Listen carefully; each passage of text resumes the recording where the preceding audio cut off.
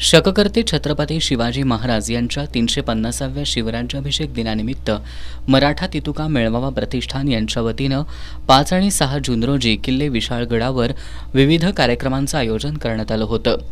5 जून रोजी पावनखिंड पूजन, स्मारक भूमिपूजन, मर्दानी खेळ, महिलांचं लेझिम पथक सादरीकरण, मार्शल आर्टची प्रात्यक्षिकं, पोवाडा यांचं सादरीकरण करण्यात आलं। सायंकाळी विशाळगडावर मुंडा दरवाजा इथं तोरण बांधून दुर्गपूजन करण्यात आलं। यावेळी नेत्रदीपक आतिषबाजी करण्यात आली। 6 जून रोजी 5 फूट सिंहासनारूढ मूर्तीचं विधिवत पूजन करण्यात आलं।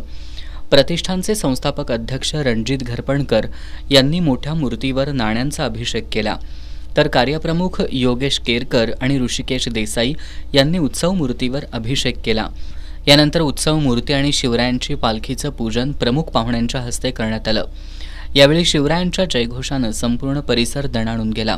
याप्रसंगी बाजीप्रभू देशपांडे, येसाजी कंक, तानाजी मालुसरे, कान्होजी जेधे, संताजी आणि बहिर्जी घोरपडे अशा अनेक मावळ्यांचे वंशज उपस्थित होते। या सर्वांचा प्रतिष्ठानच्या वतीनं सन्मान करण्यात आला। याप्रसंगी प्रतिष्ठानचे अनिल चिले, अक्षय ओतारी, विनायक मांजरेकर, अमर पाटील यांच्यासह राज्यभरातून 3000 शिवभक्त उपस्थित होते।